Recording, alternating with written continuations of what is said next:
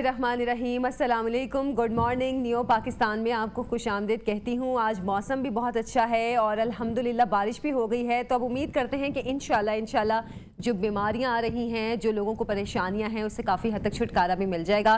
तो ये तो आज के दिन का आगाज़ तो बहुत अच्छा हुआ है। और साथ ही साथ आपको एक राज की बात भी बताती हूँ।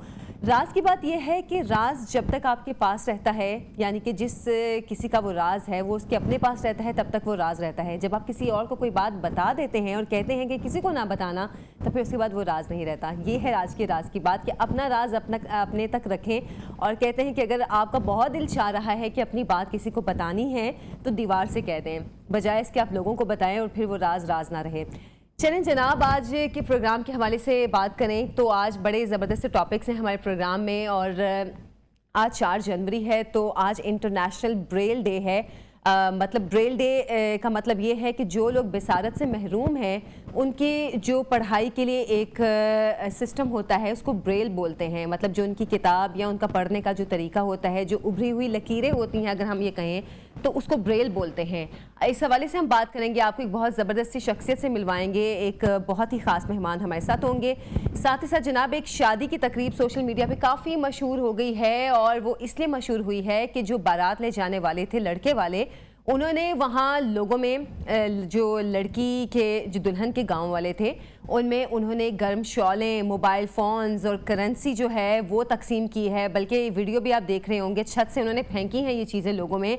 तो जनाब इस पे भी हम बात करेंगे। इसके अलावा एक बहुत ख़ास शख्सियत है जिन्होंने अपनी जिस्मानी कमज़ोरी पर काबू पाकर उसको अपनी ताकत बनाया। उनसे आपकी मुलाकात करेंगे कि क्या उन्होंने किया अपने साथ। और ख़वातीन के लिए ख़ास सेगमेंट है जिसमें स्किन और दीगर मसाइल के हवाले से भी हम बात करेंगे, क्योंकि जाहिर सी बात है विंटर चल रहे हैं और अब तो बारिश भी हो गई है। बारिश के बाद जब सर्दी बढ़ जाएगी तो वैसे ही आपका दिल नहीं चाहता कि कोई क्रीम लगाएं या कुछ करें, लेकिन जाहिर सी बात है सर्दी में ज़्यादा केयर करनी पड़ती है अपनी स्किन की। तो सबसे पहले हम सबसे इंटरेस्टिंग टॉपिक के हवाले से बात करेंगे, जो कि मैं शादी के हवाले से आपको बता रही थी कि एक शादी बहुत मशहूर हो रही है। और इस शादी के हवाले से जो ज़बरदस्त बात थी, मज़े की बात थी, जो कि सोशल मीडिया पर देखते ही देखते वायरल हो गई कि जो बारात ले जाने वाले थे दूल्हे वाले, उन्होंने लोगों में तहाइफ तकसीम किए। अच्छा, कुछ अर्सा पहले भी ऐसी कुछ शादियां मशहूर हुई थी, जैसे कि जो दूल्हे वाले थे वो हेलीकॉप्टर पे बारात लेकर गए और उन्होंने हेलीकॉप्टर से वो जो नोट निछावर किए, वो काफ़ी मशहूर हुई थी ऐसे की शादियां।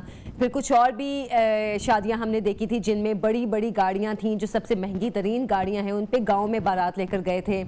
ऐसी बहुत सी शादियाँ हैं जो कि सोशल मीडिया पर रातों रात ऐसे मशहूर हो जाती हैं, क्योंकि उनमें कुछ ख़ास होता है। और अक्सर हम ये भी देखते हैं कि दुल्हा या दुल्हन ने अगर एंट्री ऐसे दी है अपनी शादी की तकरीब में कि लोग हैरान रह जाते हैं कि अच्छा ये क्या। क्योंकि कुछ दिन पहले एक और शादी भी मशहूर हुई थी कि दुल्हन ने जो अर्तुगरुल ड्रामा था उसके स्टाइल में एंट्री दी थी, तो वो शादी भी बहुत मशहूर हो गई। ये छोटी छोटी सी जो चीज़ें होती हैं हम मुनफरिद करते हैं, आप सोशल मीडिया पर डाल दें तो वही बात होती है ना कि सोशल मीडिया पे हर चीज़ ऐसे फैल जाती है। लोग जब शेयर करते हैं तो वो आप रातों रात मशहूर हो जाते हैं। तो ये शादी बहुत मशहूर हुई है और बहुत, ये देखें किस तरह लोग जो हैं वो पैसे लूटने के लिए यहाँ पे खड़े हैं। लूटने वाली बात ही हो जाती है। हम बचपन में देखते थे शादियों में पैसे लुटाए जाते थे, अब तो खैर वो ट्रेंड बहुत कम हो गया है, बहुत कम लोग ऐसा करते हैं। लेकिन ये शादी इसीलिए बहुत मशहूर हुई कि एक तो बारातियों में उन्होंने पैसे लुटाए, करेंसी नोट, ये भी सुनने में आ रहा है कि गैर मुल्की करेंसी थी जो कि बारातियों में उन्होंने निछावर की, और साथ ही साथ उन्होंने गर्म शॉलें भी फेंकी लोगों में, मोबाइल फ़ोन्स भी तकसीम किए। अच्छा, मोबाइल कौन से थे ये भी अब जानना जाहिर सी बात है बहुत ज़रूरी होगी। इस पर हम अपने रिपोर्टर को भी लेंगे, उनसे भी बात करेंगे। लेकिन अभी जाहिर सी बात है ये थोड़ा सा शादी के हवाले से आपको दिखा भी रहे हैं हम कि किस तरह लोगों में करेंसी नोट निछावर किए जा रहे हैं। अच्छा, ज़रियाब हमारे साथ मौजूद हैं। ज़रियाब से जानेंगे कि ये शादी को इतना मुनफरिद कैसे बनाया गया। ज़रियाब, अस्सलाम वालेकुम, प्रोग्राम में आपको खुशामदीद कहती हूँ। ज़रियाब, आपको आवाज़ आ रही है मेरी? चलिए ज़रियाब से रब्ता करने की हम दोबारा से कोशिश कर लेंगे, क्योंकि थोड़ा सा लाइन में कुछ मसला आ रहा है। पहले भी ज़रियाब से काफ़ी बार रब्ता हुआ और फिर डिस्कनेक्ट हो गया। तो जनाब हम शादी की बात कर रहे थे। हर कोई चाहता है कि हमारी शादी यादगार हो, हमारी शादी ऐसी हो कि मुनफरिद हो और उसमें कुछ ऐसा हो कि वो लोगों को हमेशा याद रहे। और ऐसी ही कुछ शादियाँ होती हैं जो कि सोशल मीडिया पर जब मशहूर होती हैं तो वो यादगार बन जाती हैं। ज़रियाब, आप साथ हैं मेरे? जी बिल्कुल। अच्छा ज़रियाब, काफ़ी मुनफरिद शादी है। एक तो जो लोग थे उनमें मोबाइल फ़ोन्स भी तकसीम किए, गर्म शॉलें भी दी और करेंसी नोट भी निछावर किए गए। आपकी दुल्हा वालों से बात हुई है, कैसे ये आइडिया उनके जहन में आया? जी बिल्कुल, मैं इस वक्त इनके पास ही मौजूद हूँ। समड़ियाल अच्छा। का ये नवाही गांव है जेठी की। और इनका कहना ये म्यों बरादरी है और काफी बड़ी बरादरी है और यहाँ के ये जिम्मेदार हैं। ये अच्छा। कहते हैं हम पहले भी एक दो शादी की है और हमने कोशिश की है कि शादी को मुनफरिद बनाया जाए। तो अब भी इन्होंने डॉलर की बरसात की जब ये बारात लेकर अच्छा, डब के डॉलर पहुंचे। बरसाए, मतलब डॉलर का तो रेट ही बहुत ऊपर चला गया तो इन्होंने डॉलर ही बरसा दिए। जी बिल्कुल, डॉलर्स के आगे भी बात है, डॉलर्स बरसा के भी ये रुके नहीं। इन्होंने महंगे मोबाइल फोन्स भी वहां पे फेंके और फिर ये कहने लगे कि हमने कोशिश की थी कि शादी हमारी हो रही है उसमें किसी का फायदा हो। फिर इन्होंने सबसे जो अच्छी बात है वहां पे गर्म चादरें इन्होंने लोगों में तकसीम की हैं। तो अच्छा, तो अच्छा आपके तो साथ दुल्हा भी मौजूद हैं, अगर आप उनसे भी हमारी बात करवा दें तो हम उनसे भी ज़रा पूछ लें कि अपनी शादी को इतना मुनफरिद बनाने का ख्याल उनको कैसे आया। जी जी, मैं आपकी अब बात करवा रहा हूँ दूल्हे के वालिद से। आप दूल्हे अच्छा। के वालिद से बात करें 2 मिनट में, फिर दूल्हे से भी बात करवा। अच्छा, अस्सलाम वालेकुम। हेलो। हाँ जी, अस्सलाम वालेकुम। आपको आवाज़ आ रही है मेरी? हाँ जी आ रही यार। अच्छा जी जनाब, आप लोगों की घर की शादी तो काफ़ी मशहूर हो गई है, टीवी पे भी चल रही है, सोशल मीडिया पे भी काफ़ी मशहूर हो गई है। कैसे ख्याल आया कि शादी में इस तरह लोगों को इतने महंगे महंगे तोहफे दिए जाएं और आपकी शादी, आपको पता था कि इतनी यादगार बन जाएगी, इतनी मशहूर हो जाएगी? हाँ जी, बस शौक ही है हमारा, शादी अच्छी करते हैं बस। अच्छा, आपकी बेटी की शादी थी? बेटी की भी। अच्छा, आपकी बेटी की शादी है? बेटी की भी है, बेटे की भी, 2 बेटे शादी। अच्छा अच्छा, मतलब आपने अपने बेटा और बेटी दोनों की शादी इकट्ठी की है और इसीलिए आप लोगों ने सोचा कि शादी को कुछ यादगार भी बना दें। हाँ जी हाँ जी। अच्छा, तो कैसा लोगों का रिस्पांस आया, मतलब लोगों का रद्द अमल कैसा था कि अच्छा ये इतनी महंगे महंगे तोहफे मिल रहे हैं तो इतना कुछ शादी में दिया जा रहा है, कैसा लोगों ने इस पे आपको रिस्पांस दिया? अब लोग थे ना चाचे ताए सब से, अब सारे मिलके सारे सब ने फेंका है। अच्छा। कोई मोबाइल फेंक रहा है, कोई कपड़े फेंक रहा है, कोई ऐसे ही बस है। तो इतने महंगे तोहफे देने का ख्याल कैसे आया? क्योंकि चले करेंसी तो लोग निछावर करते हैं, लेकिन फिर आप लोगों ने गर्म चादरें भी दी, फिर साथ में मोबाइल फोन्स भी दिए, तो इतने महंगे महंगे तोहफे देने का ख्याल कैसे आया लोगों को? शौक ही है, ऐसे शादी अच्छी हो गई, शौक है। अच्छा, बच्ची की भी अच्छी की है, बच्चे की भी। चलें, आपको आपके बच्चों की शादियां बहुत मुबारक हों और हम दुआ करते हैं कि जिसने आप लोगों ने शादी अच्छी की है उसने उनकी ज़िंदगी भी अच्छी गुजरे।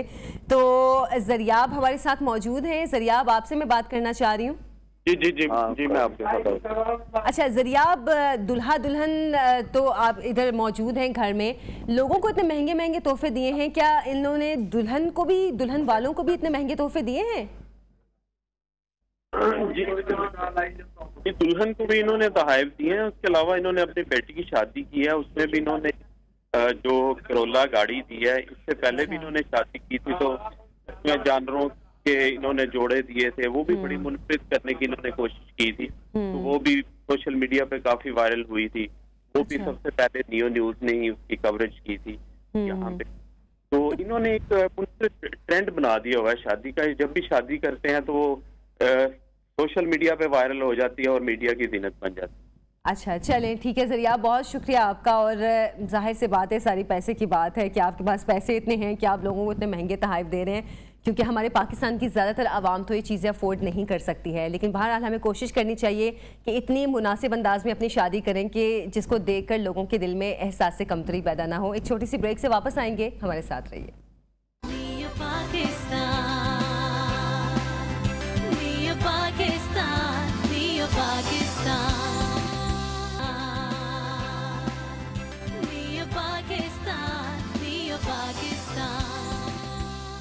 Welcome back. प्रोग्राम में आपको खुश आमदीद कहते हैं। नाज़रीन, अगर हम देखें तो इंसान की सोच, या अगर कहा जाए कि कुव्वत इरादा, कुछ करने की जो हमारी सोच है और हमारा इरादा है, वो चीज़ है कि जब इंसान किसी चीज़ के करने का इरादा कर लेता है तो तमाम रास्ते की बड़ी बड़ी रुकावटें खुद ब खुद हटती चली जाती हैं, चाहे आपको जितनी मर्जी मुश्किलात का सामना करना पड़ रहा हो। क्योंकि ये तो अल्लाह ताला की तरफ से भी कहा गया है कि इंसान कोशिश करे, मैं उसकी मदद करूँगा। तो जब इंसान किसी चीज़ की कोशिश करता है तो अल्लाह की मदद ज़रूर शामिल हो जाती है। और अगर हम देखें कि मौजूदा हालात में हम लोग को बहुत सी परेशानियों का सामना करना पड़ता है, लेकिन फिर वही बात आती है कि अगर आप किसी चीज़ को, किसी मकसद को हासिल करने का इरादा कर लेते हैं तो अल्लाह ताला की तरफ से रास्ते भी आसान होते हैं, रुकावटें भी दूर होते हैं, मंजिल भी करीब आती है। मोहम्मद अजीम के हवाले से मैं बात करना चाह रही हूँ। वो शख्सियत हैं, मैंने शुरू में भी आपको कहा था कि आज एक बहुत ख़ास शख्सियत से आपको मिलवाएंगे कि जिन्होंने अपने जिस्मानी कमज़ोरी को अपनी ताकत बना लिया। देखने में तो मोहम्मद अजीम जिस्मानी तौर पर कुछ मामलात में लोगों से पीछे होंगे, लेकिन उन्होंने जो अपना क़ुव्वत इरादा रखा, उन्होंने सोचा कि नहीं, मैंने अपना मकसद हासिल करना है। उन्होंने इस मकसद को हासिल करने के लिए उन्होंने हर मुमकिन कोशिश की और साथ ही साथ उनके कोच की मदद जब उनके साथ शामिल हुई तो मोहम्मद अजीम ने अपनी जिस्मानी कमज़ोरी को पीछे छोड़ दिया। मोहम्मद अजीम पेंटिंग भी करते हैं और साथ ही साथ जिम्नास्टिक भी करते हैं। आज हमारे साथ स्टूडियो में मौजूद हैं, उनसे आपकी मुलाकात भी करवाते हैं। अस्सलाम वालेकुम अजीम, कैसे हैं आप? अल्हम्दुलिल्लाह मैम। अजीम, आपकी मैं देख रही थी वीडियोस भी, और आप इतनी ज़बरदस्त पेंटिंग करते हैं, इतना ज़बरदस्त आपका काम है। कैसे आपको ये इस चीज़ का ख्याल आया? क्योंकि हम लोगों की ये सोच होती है कि अच्छा, अगर हम में कोई कमी है तो हम उस पर डिप्रेशन का शिकार होके हम उसको अपने सर पे सवार करके बैठ जाते हैं। बहुत कम लोग होते हैं जो कि अपनी उस कमी को पीछे छोड़ के आगे बढ़ते हैं। जी मैंने ये बचपन में काफ़ी रुकावटें आती रही हैं। मसलन सबसे पहले तो स्कूल आने जाने की ठीक बहुत सी ऐसी रुकावटें थी, जैसे कि अब घर में कोई छोड़ने आए जाए तो फिर ही जाना है, वरना हम जा नहीं सकते। जिम्मेदारी किसी ना किसी की। जी। फिर मैंने अपने भाइयों के साथ जाना शुरू किया। एक नॉर्मल स्कूल में पहले स्टडी की, वहाँ पे थोड़ी ज़्यादा 5 क्लास तक मैं वहाँ पे पढ़ा। उसके बाद एक स्पेशल स्कूल था हमारा जो रेंजर्स में था, रेंजर्स का था स्कूल, जहाँ पे मैं ना पढ़ा हूँ। फिर उसके बाद उस जगह पे चला गया, वहाँ पे मैंने तकरीबन स्टडी की अपनी फाइनल। वहाँ पे फिर मैंने आर्ट का काम सीखा और कुछ जिम्नास्टिक के वहाँ पे मैं स्टेप कर लेता था, छोटे से ज़्यादा नहीं बड़े। तो काफ़ी इसमें ना मुश्किल पेश आती रही। पहले तो मैं देखता रहा, मैंने ये सीखना है, तो जैसे मैं देखता था किसी को करते हुए तो मैं भी कहता था मैंने भी करना है, मैंने भी करना है। तो आहिस्ता आहिस्ता काफ़ी चीज़ें ऐसी ख़राब भी की और ख़ुद को चोटें भी लगवाई जब मैंने ये स्टार्टिंग की, जिम्नास्टिक भी और पेंटिंग भी जब मैंने स्टार्ट की। आप जब भी कोई काम शुरू करते हैं उसमें तकलीफ़ें और ये रुकावटें तो आती हैं, आपको चोटें भी लगती हैं, वो तो जाहिर सी बात है, हर किसी को लगती हैं। जी। उसके बाद फिर पेंटिंग का मैंने काफ़ी दिल से सीखा, आहिस्ता आहिस्ता काफ़ी ऐसी हद तक पहुँच गया, मैं खुद टीचर भी हूँ। अच्छा, ज़बरदस्त। मतलब आप इतना कुछ करते हैं तो आपके तो घर वाले कहते होंगे कि अच्छा, हमारा बच्चा तो माशाल्लाह इतना प्राउड फील करते होंगे, इतना कुछ करता है। जी ज़रूर। अच्छा, काफ़ी ये बस ना ये चीज़ें हैं, और तो इसके अलावा कुछ भी नहीं है। अब मैं सोच रहा था कोई गवर्नमेंट जॉब के बारे में। अच्छा। अभी मैं सिर्फ एक स्कूल में टीचर हूँ, प्राइवेट स्कूल है, वहीं पे जहाँ पे मैं पढ़ा था। तो अब मैं गवर्नमेंट जॉब ढूंढ रहा था, तो अब वो भी अल्हम्दुलिल्लाह कहीं ना कहीं से मिल रही है मुझे। अच्छा, ज़बरदस्त। चले, हमारी भी आपके लिए दुआ है कि आपकी जो ख्वाहिश है जॉब के लिए आपको ज़रूर मिले। तो अजीम, खेल की तरफ आने का ख्याल कैसे आया? क्योंकि पेंटिंग आपने सीखी, फिर जिम्नास्टिक भी आप करते हैं, इन चीज़ों की तरफ ख्याल कैसे? आपके कोच भी आपके साथ हैं, ये भी आपकी काफ़ी मदद करते हैं, और मैं कहती हूँ अगर आपका कोई मददगार हो तो आपके लिए रास्ते और भी आसान हो जाते हैं। बेशक इन्होंने मेरा मसलन के वो चीज़ करवा दी है जो मैं कभी सोच भी नहीं सकता था। अच्छा। यानी कि इतनी मुश्किल चीज़ें मुझे इन्होंने इतने कम वक्त में सिखा दी है।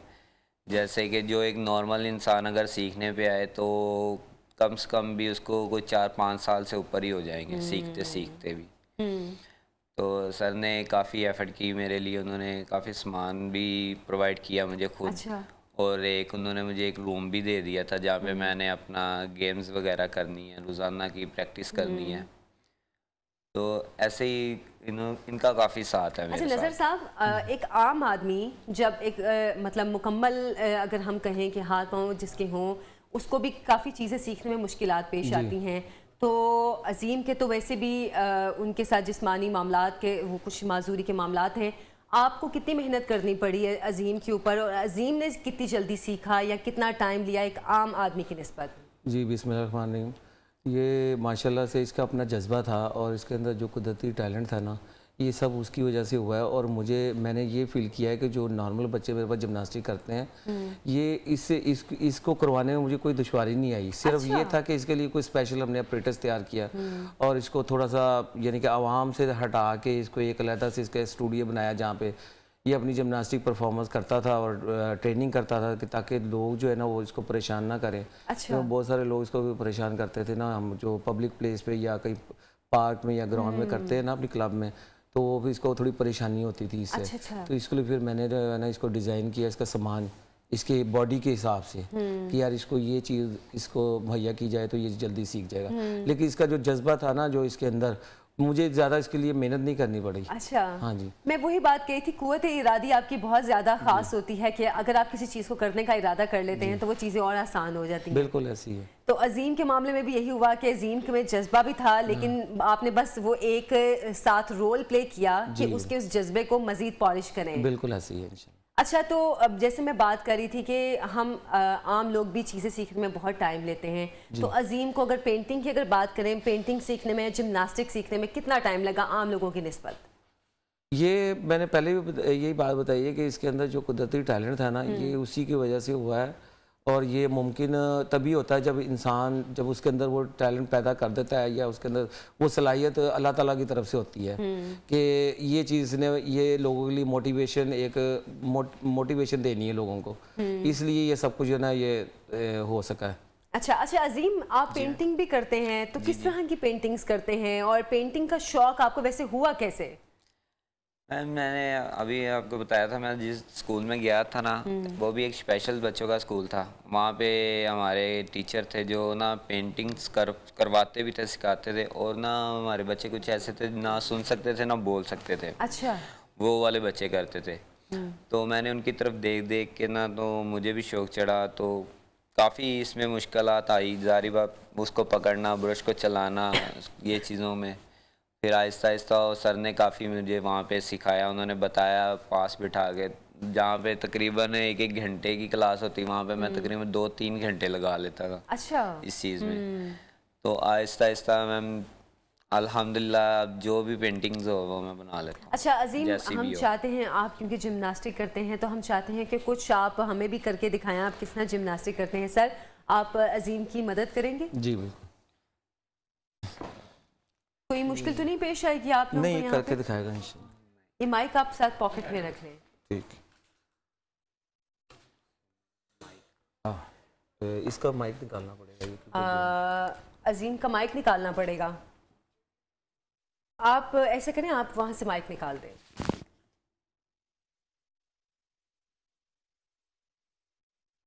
और ये मतलब हम लोगों के लिए इंस्पिरेशंस होते हैं ऐसे लोग, क्योंकि जैसे कि हम बात करते हैं कि हम आम लोग तो चलें चीज़ें बहुत आसानी से सीख लेते हैं, लेकिन जो अजीम जैसे लोग हैं उनको जाहिर से बातें चीज़ें सीखने में भी मुश्किल पेश आती हैं, लेकिन अक्सर देखने में आया है वो ज़्यादा बेहतर तौर पे करते हैं आम लोगों की निस्बत। अभी अजीम हमें जिमनास्टिक के कुछ स्टंट करके दिखाएंगे तो हम देखेंगे कि किस तरह अजीम करते हैं, क्योंकि जैसे बताया था उनको शौक बहुत है, इनमें जज्बा बहुत ज़्यादा था। जी,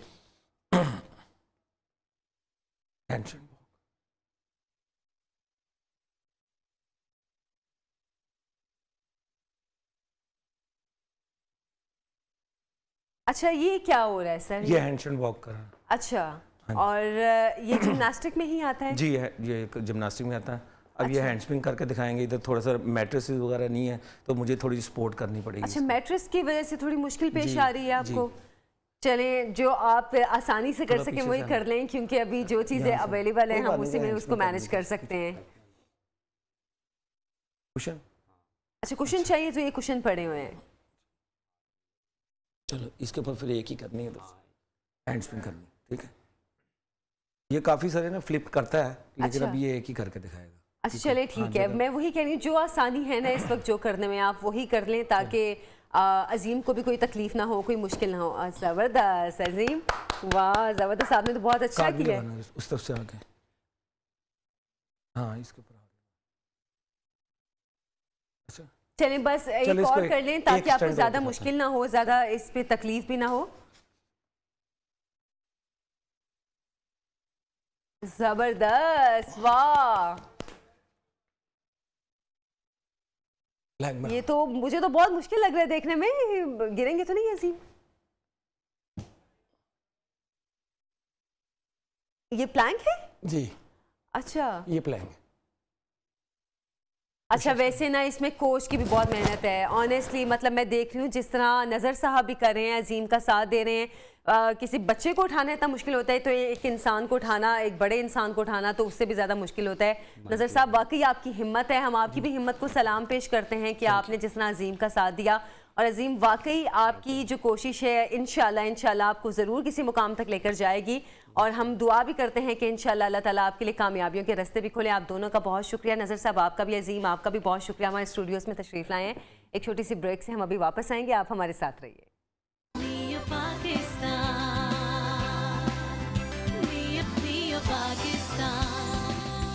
वेलकम बैक, प्रोग्राम में आपको खुशामदीद कहती हूँ। नाज़रीन, आँखें कुदरत का अनमोल तोहफ़ा हैं और इनकी अहमियत वही जानते हैं जो कि इस नेमत से महरूम है।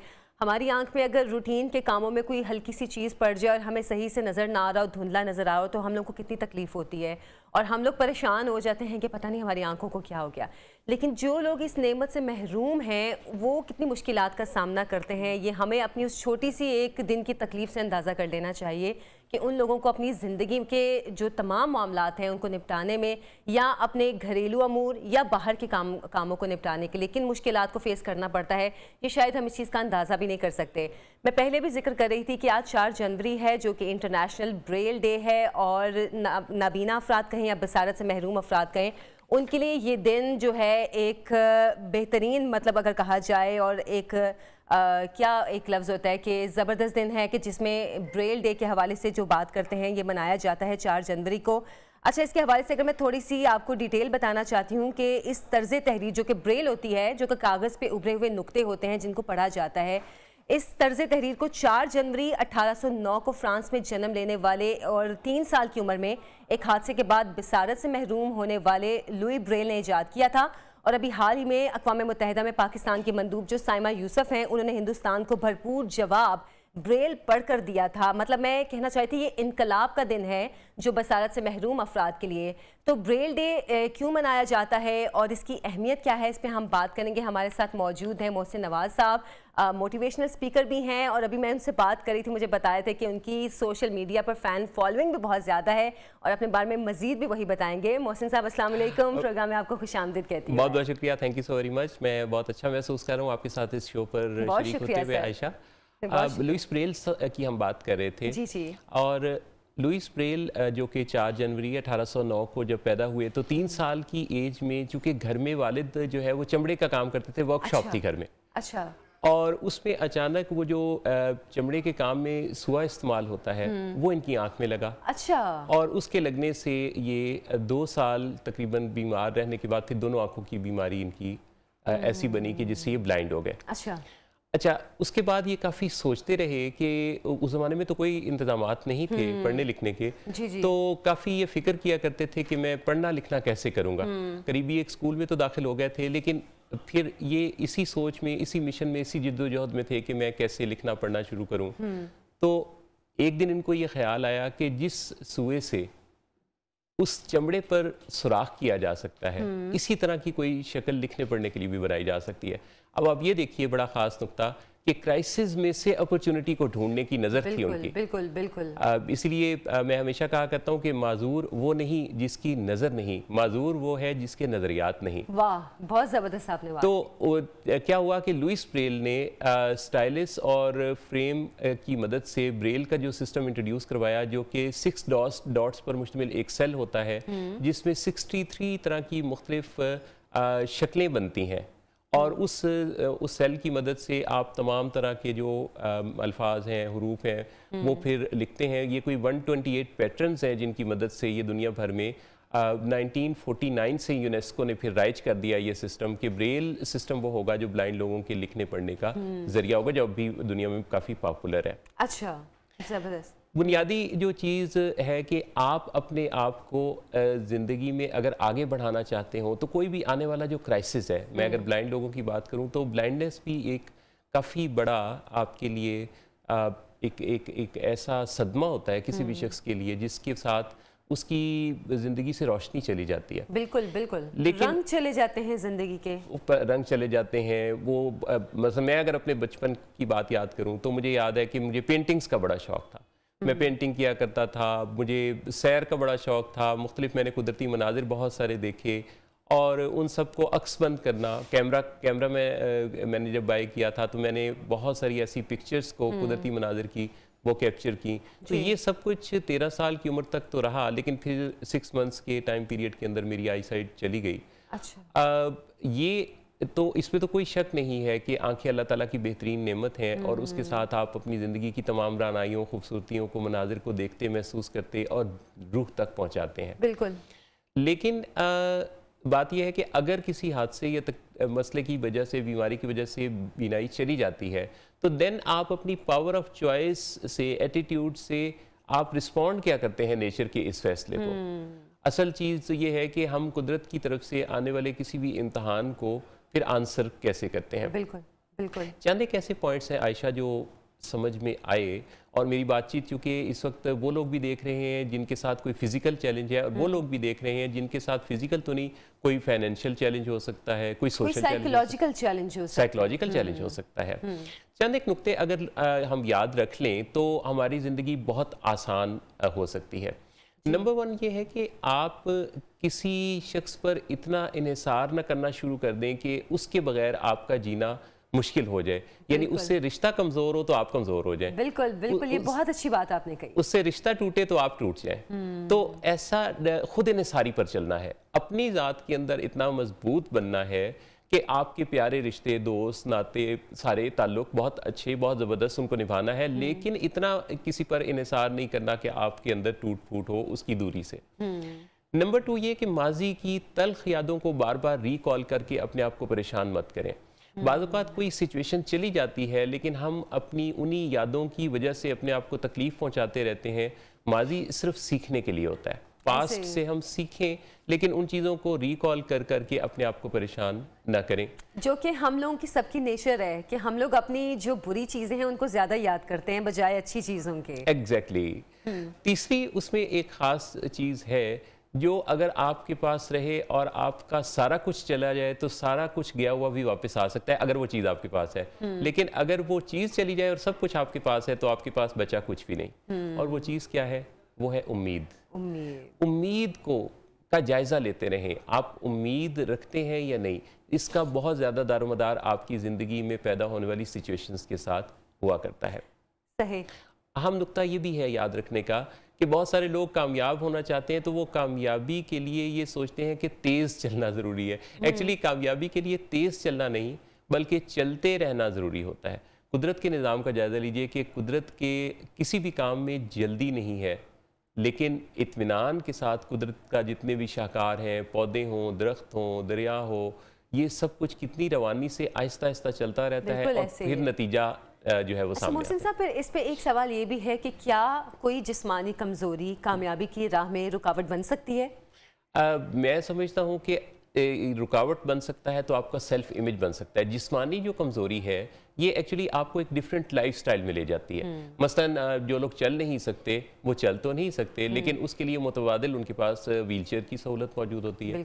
जो लोग देख नहीं सकते वो देख तो नहीं सकते, लेकिन उनके पास आजकल स्क्रीन रीडर्स, वॉइस ओवर्स, ऐसी ज़बरदस्त टेक्नोलॉजी और ऐसे ज़बरदस्त गैजेट्स मौजूद हैं कि लिखना पढ़ना, मसलन मैं आईफोन यूज़ करता हूँ तो उसके ऊपर इतना ज़बरदस्त एक्सेसिबिलिटी का फ़ीचर है कि एडिटिंग तक का काम उस पर किया जा सकता है। बिल्कुल बिल्कुल। तो ये सब कुछ मुमकिन है। आप अपने आप को देखते किस नज़र से हैं? जैसे हम लुइस ब्रेल की बात कर रहे थे, तो अगर लुइस ब्रेल देखे तो वो सारी ज़िंदगी अपनी ज़िंदगी जो है वो इस सदमे में गुजार सकते थे कि उनकी आंखों में अचानक चली गई। बिल्कुल। लेकिन उन्होंने उसी के अंदर से अपॉर्चुनिटी ढूंढी। असल में एक कमज़ोर शख्स वो होता है जो ये कोशिश करता है लेकिन कोशिश के नतीजे में मंजिल ना पाने पर पीछे हट जाता है और वो ये कहता है कि ये इम्पॉसिबल है। जबकि जो बाहिम्मत शख्स होता है वो उसकी डिक्शनरी में जो है वो इम्पॉसिबल होता ही नहीं। अच्छा, लेकिन मोहसिन साहब, अब आपने एक बात की, जो नुक्ते आपने बताए ज़िंदगी गुजारने के, इसमें आपने कहा कि किसी पे इतनी खुद इन्हसारी, किसी पे इतना इन्हसार ही मत करें कि आपको मुश्किलात पेश आएँ, मतलब खुद इन्हसारी पे ज़्यादा चलें। लेकिन बहरहाल हमारे अगर कोई कमी है या कोई ऐसी तकलीफ़ है तो आसपास के रवैये बहुत मैटर करते हैं, हमारे घर वालों का, हमारे दोस्तों का, रिश्तेदारों का।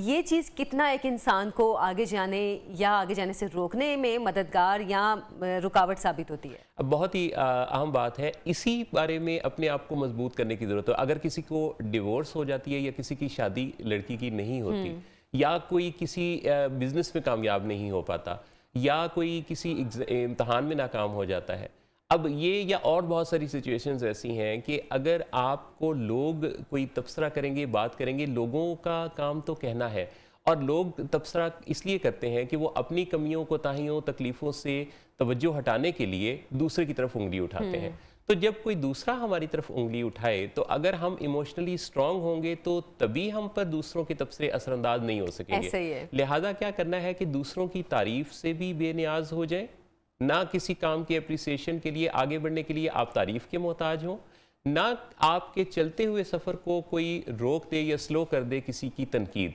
आपको अपने ऊपर ऐसा काम करना होता है कि आप तनकीद और तारीफ से बेनियाज होकर इमोशनली इतने स्ट्रांग हो के आगे बढ़ रहे हों कि फिर आपको दुनिया, क्योंकि अगर आपने दुनिया के लिए आयशा मिसाल कोई कायम करनी है ना, तो फिर आपको इन चीज़ों से निकलना पड़ेगा।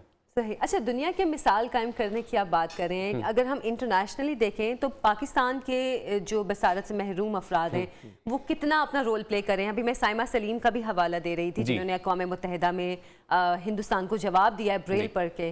तो इस हवाले से जी बिल्कुल, किस तरह आप देखते हैं हमारे लोगों को कि इंटरनेशनली भी क्या कुछ कर रहे हैं? जब से ग्लोबलाइजेशन का जो कल्चर है वो ज़्यादा डेवलप हुआ है और इंटरनेट 2004-5 के बाद से यूट्यूब, गूगल का जो इस्तेमाल है वो लोगों में बड़ी तेज़ी के साथ बढ़ा है, तो अब तो इतना ऐसा कोई फ़र्क नहीं है, वो पाकिस्तान हो या साउथ अफ्रीका या पेरिस या फिर अमेरिका या ऑस्ट्रेलिया, कनाडा, कहीं भी सब लोग आपस में इस तरह से कनेक्टेड हैं कि पाकिस्तान में भी बहुत तेज़ी के साथ जो फिज़िकली चैलेंज्ड पर्सन है, जिनको डिफरेंटली एबल्ड पीपल कहा जाता है, वो ज़िंदगी के हर मैदान में आपको बहुत शानदार काम करते हुए नजर आएंगे। वो क्रिकेट का मैदान हो या वो तालीम का, या जैसे हमने साइमा सलीम की बात की है, और बहुत सारे उनके भाई जो हैं यूसुफ सलीम, वो जज के तौर पे अपॉइंट होने वाले पाकिस्तान की हिस्ट्री में पहले फ़र्द बने।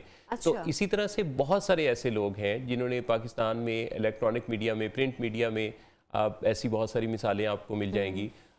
तो आज के दौर में अपॉर्चुनिटीज़ बहुत है। सिर्फ और सिर्फ उस फैसले की बात है, जिस बात पे मैं काफ़ी जोर दिया करता हूँ वो है आपका एटीट्यूड। एटीट्यूड का मतलब है कि टुवर्ड्स सिचुएशन आपका रिस्पॉन्स क्या है। हम सबको अल्लाह ताला ने पावर ऑफ चॉइस दी है, हमें कब क्या हाँ कहनी है या ना कहनी है, इस बारे में अच्छा सोचना है या बुरा सोचना है, हमें सुबह तैयारी के वक्त कौन सा कलर पहनना है, ये सब कुछ भी पावर ऑफ चॉइस पर ही डिपेंड करता है। तो आप जिंदगी के बारे में, सिचुएशंस के बारे में जब अपनी पावर ऑफ चॉइस का जायजा लेते रहते हैं, अपने आप को स्टक नहीं होने देते, अपने मूड का जायजा लेते हैं और तारीफ और तनकीद से बेनियाज होकर खुश खुश रहते हुए, कुदरत के फैसलों को कबूल करते हुए आगे बढ़ते हैं, तो मेरा ख्याल है कि दुनिया के ऐन शाना बशाना भी चल सकते हैं। और इवन अगर दुनिया में किसी पिछली, आपसे पहले किसी ऐसी कामयाबी की मिसाल नहीं है, तो आप एक नई मिसाल कायम कर सकते हैं और आप अपने मसले को हल करने के एक नए साइंटिस्ट बन के उभर सकते हैं। मतलब आपकी जो सोच है और आपकी कुव्वत इरादी है, ये बहुत मैटर करती है कि आप अपने आप को खुद कहाँ लेकर जाना चाहते हैं। Exactly. आप अपने आप को खुद कहाँ देखते हैं कि मैं बैठ के या तो रोता रहूं या तो मैं अपने आप को कुछ करके दिखाऊं और मैं लोगों को भी प्रूफ करूं कि हाँ मैं भी कर सकता हूँ। आयशा, हमें जो लगता है ना वही होता है। तो किसी के लिए भी ये फैसला करना बड़ा आसान होगा कि वो अपने आप को किस नज़र से देखते हैं, उन्हें क्या लगता है कि वो कैसे हैं। बिल्कुल। अगर आपको लगता है ना कि आप बहुत शानदार स्किलफुल पर्सन हैं और आप कर सकते हैं, तो यकीन मानिए आप कर सकते हैं। कोई सिस्टम की, इर्द गिर्द की, एनवायरनमेंट की, किसी चीज़ की कोई मोहताजी नहीं, रास्ते बनते चले जाएंगे। कुदरत रास्ते बनाना शुरू कर देती है। लेकिन मोहसिन साहब, मैं माजरत आपकी बात काट रही हूँ, यहाँ पे अगर हम रियासत के किरदार को देखें तो वो भी हमें काफ़ी पीछे नज़र आता है, क्योंकि हम अक्सर देखते हैं कि जो बसारत से महरूम अफराद हैं वो प्रोटेस्ट कर रहे होते हैं, एहतजाज कर रहे होते हैं कि उनको उनके हकूक़ नहीं मिल रहे हैं। जो रियासत की तरफ से हकूक़ दिए जाते हैं वो नहीं दिए जा रहे लोगों को। सबसे बड़ा मैं आपको बताऊं कि जो पावर है ना वो आपके कैमरा और माइक में है।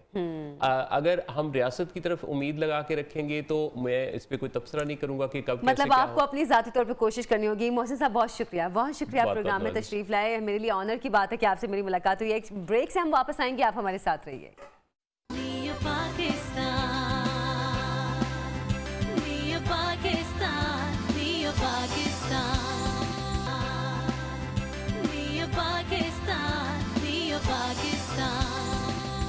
Welcome back. प्रोग्राम में आपको खुशामदीद कहती हूँ। अब ख़वातीन ख़ास तौर पर इस सेगमेंट में अपना ध्यान प्रोग्राम की तरफ लगा लें, क्योंकि मैं उनके हवाले से बात करने लगी हूँ। क्योंकि अगर आप वर्किंग वुमेन हैं या हाउस वाइफ हैं तो जाहिर से बात है हम सब की ये कोशिश भी होती है और ख्वाहिश भी होती है कि अपनी स्किन का भी ख्याल रखें, अपनी वेट का भी ख्याल रखें। हमारा वेट भी मेंटेन होना चाहिए, हमारी स्किन भी अच्छी होनी चाहिए। अगर आप नहीं ख्याल रखेंगे तो आप खूबसूरती में पीछे रह जाएंगे, मतलब अपनी केयर में बिल्कुल पीछे रह जाएंगे। लेकिन जनाब बहुत सी ख़वातीन ऐसी होती हैं कि जिनकी जितनी मर्जी बिजी रूटीन हो, अगर वो जॉब भी कर रही हैं, घर के मामलात भी देख रही हैं, वो अपना ख्याल भी लाजमी रखती हैं। उनको अच्छा लगता है कि अपनी स्किन का ख्याल रखें, अपने वेट को कंट्रोल रखें या अपना खुद ज़ाती तौर पे पूरा ख्याल रखें। तो अभी मार्केट में हम देखते हैं कि बहुत सी ऐसी प्रोडक्ट्स आती हैं जो आपकी स्किन के हवाले से होती हैं या आपके वेट लॉस के हवाले से होती हैं। एक मैं हवाला भी देना चाहूँगी कि मार्केट में लासानी कॉस्मेटिक के प्लेटफॉर्म से ख़वातीन के लिए बहुत सी प्रोडक्ट्स जो थी वो लॉन्च हुई थी। अभी हाल ही में जिप्सी एक ब्रांड जो था वो ख़त्म हो चुका था, उसको रीलॉन्च किया गया है। और इस सिलसिले में डॉक्टर अफीफ़ा हमारे साथ मौजूद हैं, गायनाकोलॉजिस्ट हैं, लेकिन साथ साथ उन्होंने इस ब्रांड को भी लेकर वो चल रही हैं, बिजनेस वुमेन हैं, वो इस सिलसिले में अपना ब्रांड लेकर चल रही हैं। उनसे मैं जानूंगी कि क्या क्या प्रोडक्ट्स हैं जो लासानी के ज़रिए वो लोगों तक पहुँचा रही हैं, ख़ासतौर पर ख़वातीन के लिए। अस्सलाम वालेकुम डॉक्टर साहिबा, प्रोग्राम में खुशामदीद कहती हूँ मैं आपको। अच्छा, मैं जिप्सी के हवाले से बात करी थी, सबसे पहले मेरा ख्याल है उसी की बात कर लेते हैं कि काफ़ी फेमस ये क्रीम थी और अब काफ़ी अरसे से ख़त्म भी हो गई थी, आपने इसको रीलॉन्च किया है, क्या वजह थी इसकी? हाँ जी, लासानी के प्लेटफॉर्म से हमने जो जिप्सी के प्रोडक्शन और मैन्युफैक्चरिंग और उसकी जो सेल्स के सारे राइट्स हैं वो परचेज़ किए हैं और हमने मार्केट में इस वेल नोन क्रीम को रीलॉन्च किया है। It has been vanished years ago, जो है ना, बस हमारी खालाओं के और अम्मियों के ज़माने में वी हर्ड ऑफ इट के जी इट्स वेरी गुड। अब भी आपको पता है कि मार्केट में कॉस्मेटिक्स के इतने को ब्रांड है ना कि you can't count them on fingers. There are so many brands, everybody is conscious कि भाई मैं ये यूज़ करूँ या ये यूज़ करूँ। और एक आम हमारे कम्युनिटी में कॉन्सेप्ट ये आ गया हुआ है कि बस कुछ ऐसा मौजज़ा हो जाए ना कि रात को क्रीम लगाऊं और मैं सुबह उठूं ना तो आओ वाओ फीलिंग वो वाओ फीलिंग जो है ना, हमारे जो एड्स चलते हैं ना वो भी इसमें बहुत ज्यादा रोल प्ले करते हैं। हाँ, रोल तो प्ले करते हैं, मगर अल्लाह ताला ने इंसान को अशरफुल मखलूकात तो इसलिए बनाया छोड़ दिया है कि वो सोचे कि भी मैं जो चीज़ मुझे देखिए, एक चीज़ है nature, nature has created everybody very beautiful, ठीक है ना। हर एक बंदे को अल्लाह ताला ने कोई एक खसूसियत दी है, कोई गोरा है कोई काला है, तो black complexion is not a bad thing, वो इटसेल्फ अपने अंदर एक ब्यूटी रखता है। हम क्या है, हमारे नज़दीक एक चीज़ होती है कि बस जो गोरा है ना दैट्स ब्यूटीफुल। इस चीज़ को, एक तो इस कॉन्सेप्ट को हमें करना चाहिए कि भी हम इस कॉन्सेप्ट को जो है ना थोड़ा सा अपने दिलों और दिमाग दोनों से निकालें। और दूसरे बेसिकली हम जैसे लोग दूसरे लोगों को स्नैप करते हैं ना कि तुम ये क्रीम यूज़ कर लो, तुम ये क्रीम, अब उस क्रीम के देखिए एक होते हैं इफेक्ट्स और एक होते हैं साइड इफेक्ट्स। ऐसे बिल्कुल ऐसी ही बात है। तो किसी चीज़ का इफेक्ट लेने के लिए अगर आप उसको ओवर यूज़ करते हो तो उसके साइड इफ़ेक्ट्स भी आ जाएंगे, बिल्कुल वो you have to bear that side effects. और मार्केट में बहुत सी क्रीम्स ऐसी हैं जो कि आपको कहती हैं कि जी आप 7 दिन में गोरे हो जाओगे, आप 15 दिन में गोरे हो जाओगे, आप सुबह लगाओ शाम को गोरे हो जाओगे। उसके अंदर फिर ऐसे हैज़र्डस कंपाउंड्स होते हैं जो कि आपकी स्किन के लिए जो है ना they are not safe. Steroids होते हैं, उसके अंदर मर्करी डालते हैं। और बिकॉज मैं तो गायनी से रिलेटेड हूँ, मेरा 19 इयर्स का गायनी में ही एक्सपीरियंस है। अभी मैंने रिसेंटली तकरीबन 2 इयर्स से ज्वाइन किया अपनी फर्म। तो हमने जो इसकी रीलॉन्चिंग की है तो उसमें हमने सबसे ज़्यादा जिस चीज़ का ख्याल रखे कि ये प्रोडक्ट्स जो है ना ये हमारे कंज्यूमर्स के लिए सेफ़ हों। अच्छा, सेफ नहीं सेफेस्ट हो। अच्छा, मैं आपसे इस हवाले से भी मैं बात करूंगी, लेकिन मेरे जहन में जो सवाल आ रहा है वो ये है कि आप गायनाकोलॉजिस्ट हैं, लेकिन ये बिल्कुल स्किन प्रोडक्ट्स हैं या बाकी दूसरे हेल्थ के हवाले से कैसे एकदम से फील्ड आपने अपनी चेंज कर दी? वो इस तरह से कि अक्सर लोग मुझसे क्वेश्चंस करते हैं कि भाई ये कैसे हो गया। वो तो पार्ट ऑफ माई लाइफ है ना, उसको तो मैं छोड़ नहीं सकती हूँ ना। I am still working as an associate professor in Islam medical college Sialkot. अच्छा। और टीचिंग के साथ मेरा वो है। मगर इसमें इस तरह से मैं आपसे कहूँगी कि जब गायनाकोलॉजिस्ट के पास एक पेशेंट आती है ना फीमेल, तो वो कहती है हेड टू टो ना मेरी हर चीज़ जो है ना बस ये इसको मैं बताऊं प्रॉब्लम और इसको ये एड्रेस कर दे उसको, बिल्कुल, मतलब स्किन के मसले भी हल कर ले और मेरे बाकी इश्यूज भी सॉल्व कर दे। मतलब कि एक हमारी कम्युनिटी में पता है एक तो आप देखें कि हमारी मोस्ट ऑफ द पीपल, मैं अपनी अपर या मिडिल क्लास की बात नहीं कर रही, लोअर मिडिल क्लास, क्योंकि मैंने सर्विसेज में काम किया, मैंने HIV एड्स के साथ बहुत काम किया है। तो जब लोग आते हैं ना आपके पास, जैसे मिलाजमास हो गए, फ्रैकल्स हो गए, इस तरह के बहुत से प्रॉब्लम्स प्रेगनेंसी रिलेटेड भी होते हैं, हार्मोन रिलेटेड भी होते हैं, ज़्यादा हो जाते हैं। तो फिर अब बेचारी क्रीमें यूज़ करके ना जी, तो अब ये देखिए रेडनेस हो गई है, मेरी स्किन जो उतर गई है, मेरी स्किन पैची हो गई है। तो जिप्सी अमेजिंग क्रीम जो है ना वो इन सभी जो प्रॉब्लम्स है ना उनको ट्रीट करने के लिए है। मगर वो कहते हैं ना slow and steady wins the race. We should understand this point कि जी जो चीज़ भी अगेंस्ट आप नेचर जाके करने की कोशिश करते हैं, क्योंकि देखिए हार्मोन्स को रेगुलेट करना है, आपकी स्किन के अंदर जितना मेलानिन पिगमेंट है आप उसको कम तो नहीं कर सकते। बहुत सी क्रीमें लगा के फॉर द टाइम बीइंग आप अपना कंप्लेक्शन या अपनी वो चीज़ें जो ब्यूटी, इनर ब्यूटी होती है ना, दैट शुड ग्लो। बिल्कुल बिल्कुल, मतलब आपका जो इनर है वो एक्चुअली आपके फेस पे ग्लो करता है, करना आपको डल करता है, मगर वो आप अपने ही वो कहते हैं ना रेमेडीज यूज कर करके उसको भी नहीं प्रॉपरली आप अपना उसके ऊपर स्किन के ऊपर ग्लो होने देते, और दूसरी जो लगाते हैं उसके साइड इफेक्ट्स आपको इन एडिशन मिल जाते हैं। डॉक्टर साहिबा, अभी आप बात करी थी ये सेफेस्ट प्रोडक्ट्स हैं, मैं आपसे यही जानना चाह रही थी, क्योंकि हमारे लोगों की अक्सर सोच है कि हमारी जो लोकल ब्रांड्स हैं वो शायद इतनी सेफ़ नहीं हैं स्किन के लिए यूज़ करने के लिए, तो आप इस चीज़ की कैसे यकीन दिलाएंगी कि हाँ ये सेफेस्ट प्रोडक्ट्स हैं? और ख़ास तौर पे अभी जो आप प्रेगनेंसी के हवाले से बात कर रही थी कि उसके बाद चेंजेस आते हैं स्किन पे, पिगमेंटेशन हो जाती है, फ्रैकल्स हो जाते हैं, तो उसके लिए भी ये अच्छी हैं, फ़ायदेमंद है। हाँ, इवन दो कि अभी देखिए ना patchy skin, sunlight, not even the pregnancy, even without pregnancy भी पैची स्किन हो जाती है। सिचुएशन की ही बात उसमें इस तरह से कि देखिए हमने अपनी कोई भी प्रोडक्ट जो है ना मार्केट में ऐसे ही लॉन्च नहीं की।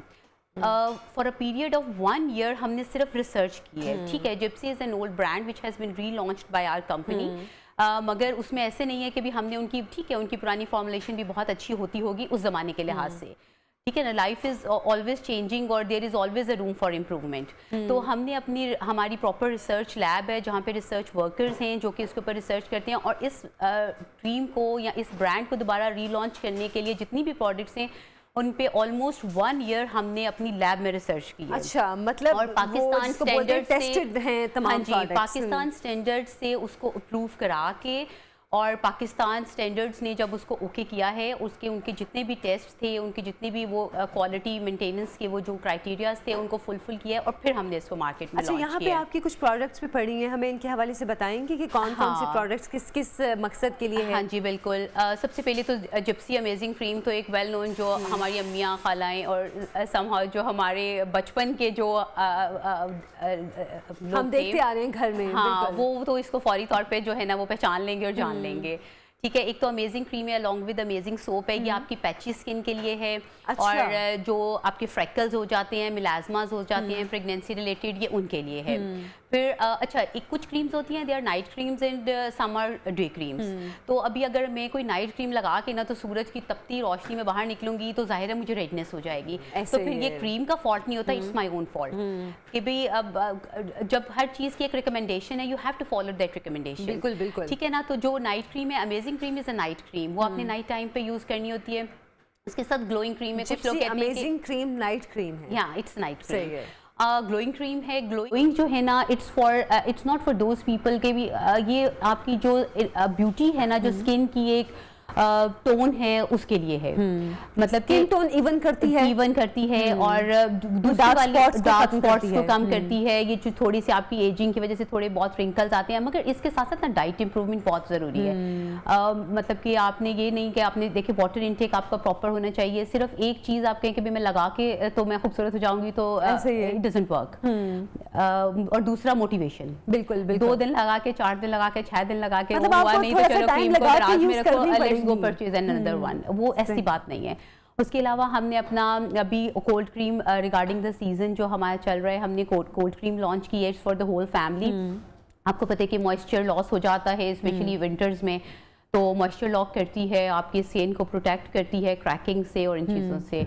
और हैंड वॉश आजकल जो कोविड का एक बड़ा हमारा 2 साल से, हम बल्कि 1.5 साल से कोविड सब खेल रहे हैं, तो उसमें हैंड वॉशेस की तो एक इतनी भरमार आ गई है। तो उसके लिए मैं ये कहूँगी कि देखिए हमारी बीइंग अ डॉक्टर हमें इफ़ेक्ट्स के साथ ना साइड इफ़ेक्ट्स को बहुत ज़्यादा वो करती हूँ, कंसिडर के भी साइड इफ़ेक्ट्स ना हो। तो our skin has got healthy bacterias और जर्म्स, जिनको हम जो हैज़ार्डस बैक्टीरियाज हैं। तो चीज़ ऐसी होनी चाहिए कि जो आपके हेल्दी बैक्टीरियाज जो है ना आपकी स्किन को प्रोटेक्ट करे, सिर्फ जर्म्स को किल करे। तो हमने हैंड वॉश लॉन्च किए हैं और जो कि आपको जर्म से प्रोटेक्ट करते हैं। उसके अलावा फीमेल्स में बहुत ज़्यादा कॉमन प्रॉब्लम होता है क्रैक हील्स का। फीमेल्स इवन दो कि जो वर्किंग मैन होते हैं, सर्दी के मौसम में तो ज़्यादा जो वर्किंग मैन होते हैं, not only the females, the mails also, जो खासतौर पे जो सैंडल्स पहनने वाले लोग होते हैं उनकी बहुत ज़्यादा क्रैक हील्स हो जाती हैं, बिटवीन द फिंगर्स उनकी क्रैकिंग हो जाती है। तो उसके लिए crack cream is very good. इसको नाइट टाइम पे आप अप्लाई कीजिए और within a week you will see कि ये कितनी ज़्यादा मतलब आपने स्किन प्रोडक्ट्स की एक पूरी रेंज जो है वो निकाल दी है। There are so many products in the pipeline. We have got a baby lotion. अभी जैसे विंटर्स में मदर्स आर वेरी कंसर्न कि जी बच्चों को ज़्यादा कपड़े पहना दीजिए कि सर्दी ना लग जाए। तो वो फिर ज़ाहिर वुलन क्लॉथ्स होते हैं, they are itchy to the skin और बेबी बड़ा अनकंफर्टेबल रहते हैं, बच्चे बहुत अनकंफर्टेबल रहती है। तो you give a massage of the baby lotion to the baby. और अच्छा, बेबी लोशन भी आपने निकाला है, मतलब आपने सिर्फ घर के बड़ों के लिए नहीं, खवातीन के लिए नहीं, बच्चों के लिए भी आपने ध्यान रखा है। अभी हमने ना मार्केट में लेके आए हैं और उन्हीं की पब्लिसिटी और एडवर्टाइज कर रहे हैं और उन्हीं को सेल आउट कर रहे हैं, जो कि हमारी रिसर्च टीम ने और पाकिस्तान स्टैंडर्ड ने अप्रूव किए हैं। अच्छा। बाकी बहुत सी प्रोडक्ट्स हमारी अभी रिसर्च में हैं, अभी पाइपलाइन में हैं, वो आएंगी। और ये तो हो गई वो जो स्पेशली विंटर से रिलेटेड होगी। इसके अलावा हमारा बाथ सोप हमने लॉन्च किया है। अच्छा। अब मार्केट में देखिए बहुत से अच्छे बाथ सोप्स हैं, बड़े इंपोर्टेड, हम कहते हैं ना कि जो इंपोर्टेड चीज़ ले लें इट इज़ क्वाइट एक्सपेंसिव। तो अगर आपको वही एक्सपेंसिव इफेक्ट्स जो है इन योर चीपर अपने अपना एक ब्रांड लोकल ब्रांड से मिल रहे हैं, हमें बस एक फेथ इस्टेब्लिश करना है। वो इसी तरह से होगा जब तक आप किसी चीज़ को यूज़ नहीं करते ना, तो यू कांट से कि भाई ये अच्छी है या बुरी है। जब आप किसी से मिलते हो दूर से देख के आप जैसे किसी के बारे में कह नहीं सकते हो कि ये अच्छा है या बुरा है। जब आप कहते हैं ना रा पिया जाने थे वाह पिया जाने तो once you use the product तो यू विल सी कि जी आपके जो जैसे बहुत फेमस ब्रांड्स हैं जो कि जी आपको कहते हैं, क्योंकि अक्सर स्किन प्रॉब्लम्स के साथ तो हमारे पास आती है ना फीमेल्स। तो जो मॉइस्चर है ना विंटर्स में, ये एक बहुत मॉइस्चर लॉस का प्रॉब्लम है, बहुत ज़्यादा। तो डर्मेटोलॉजिस्ट में तो बहुत सी फ्रेंड्स हैं जो डर्मेटोलॉजिस्ट हैं, और वही मैंने आपको बताया ना कि हेड टू टो चाहती हैं कि भी हमें सही कर दें गायनेकोलॉजिस्ट। तो ये मॉइस्चर आपको चीपर रेट्स के अंदर जो है ना मार्केट के इंपोर्टेड ब्रांड्स के साथ ये हमारा ब्रांड इंशाल्लाह कम्पीट कर रहा है और करेगा। और यू विल सी मतलब हम भी चाहते हैं कि जो हमारे लोकल ब्रांड्स हैं वो मार्केट में जो इंपोर्टेड ब्रांड्स हैं उनको कम्पीट करें, उनके मुकाबले में आए और लोग कहें कि जो इंपोर्टेड ब्रांड के हमें यूज करने से फायदे हुए हैं वो लोकल ब्रांड के यूज करने से उससे ज्यादा अच्छे हुए हैं। और उससे हमारी इकोनॉमी भी आपको पता है जिस तरह की क्राइसिस से हम गुजर रहे हैं। और अभी तो वैसे भी जो लेडीज हैं वही ज्यादा शौकीन होती है कॉस्मेटिक्स की, तो माशाल्लाह गवर्नमेंट ने बड़े टैक्स लगाए हैं कॉस्मेटिक्स पे। तो बहुत से लोग अब शिफ्ट होंगे भी लोकल ब्रांड्स की तरफ, क्योंकि because they are quite cheaper than the imported brand. अच्छा, अभी हम स्किन प्रोडक्ट्स के हवाले से बात कर रहे हैं जिप्सी की, और जैसे कि मैं बात कर रही हूँ हमें अपने लोकल ब्रांड्स को प्रमोट करने की बहुत ज़रूरत है, क्योंकि इससे हमारी इकोनॉमी भी बेहतर होगी और हमारे लोकल जो ब्रांड्स निकालने वाले हैं उनकी भी हौसला अफजाई होगी। अभी मजीद प्रोडक्ट्स के हवाले से भी हमने बात करनी है, एक छोटी सी ब्रेक से हम वापस आएंगे, आप कहीं मत जाइएगा।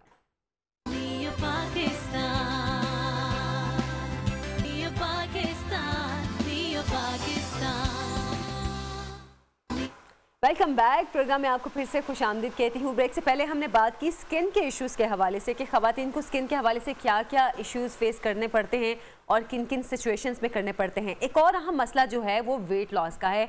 हमारे यहाँ पे ख़वातीन अक्सर सबसे ज़्यादा जो परेशान दिखाई देती हैं वो इसी बात पे होती हैं कि अच्छा हमारा वेट नहीं कम हो रहा, अगर कम हो रहा है तो कुछ पार्ट से ज़्यादा कम हो गया है, कुछ पे नहीं कम हो रहा। ये मसले बहुत ज़्यादा हैं हमारी सोसाइटी में, और इस सिलसिले में डॉक्टर फीफा से जैसे मैं बात करी थी स्किन के हवाले से, वेट लॉस के हवाले से भी इन्होंने कुछ प्रोडक्ट्स जो हैं वो लॉन्च किए हैं, उनसे मैं जानती हूँ। डॉक्टर साहिबा, वेट के हवाले से किस किस्म की प्रोडक्ट्स आप लोगों ने बनाई हैं?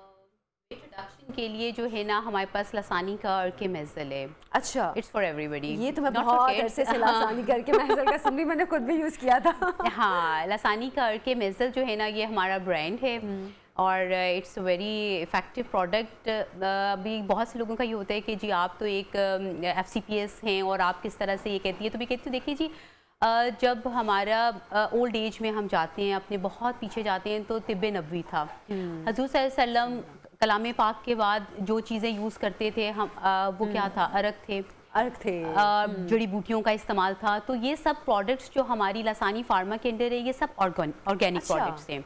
और ऑल ऑफ देम आर जो हमारी ड्रग रेगुलेटरी अथॉरिटी है ना पाकिस्तान से, उससे अप्रूव्ड है। अच्छा, मतलब ये हर्बल और ऑर्गेनिक प्रोडक्ट्स हैं तमाम? हाँ जी बिल्कुल, और ये अप्रूव्ड हैं? ये अप्रूव्ड हैं हमारे ड्रैप से, जो ड्रग रेगुलेटरी अथॉरिटी है पाकिस्तान की, जो कि किसी भी फार्मास्यूटिकल को अपनी कोई भी प्रोडक्ट, चाहे वो एलोपैथिक है चाहे वो हर्बल है, वो उससे अप्रूव करवाना पड़ता है उनको। तो ये हमारी जो है ना अप्रूव्ड है हमारे पास, इनके जो है ना वो सब के सब। अच्छा, फिर इसमें एक सवाल ये है कि किस एज की लड़कियां या लड़के इसको यूज़ करते हैं? तो किस एज से स्टार्ट कर सकते हैं या किस एज के लड़के लड़कियों को नहीं यूज़ करना चाहिए? जो आपके जब आप वो कहते हैं ना कि प्यूबर्टी स्टार्ट हो जाती है ना, यानी कि जो गर्ल्स हैं वो जैसे 14-15 ईयर्स से अबव, क्योंकि देखिए आजकल हमारा लाइफस्टाइल ऐसा है कि जंक फूड्स बच्चे इतना को खाते हैं ना कि वेट वो उनका वेट ऐसे बढ़ता है। और कुछ लाइफस्टाइल भी ऐसा है, कुछ पेरेंट्स भी बहुत रिजर्व हैं, उनकी स्पोर्ट्स नहीं है, फिजिकल एक्टिविटीज नहीं है, टीवी देख लिया, टैबलेट पे खेल लिया, पढ़ाई कर ली। पढ़ने वाले बच्चे बैठ की वजह से मोटे हो जाते हैं, जो नहीं पढ़ने वाले होते हैं वो टीवी देख के मोटे हो जाते हैं, खा के। रात को खाना लेट खाना, हाँ एग्जैक्टली एक ये भी वजह है कि रात को बहुत लेट। एक तो हमें अपना लाइफस्टाइल चेंज करना चाहिए।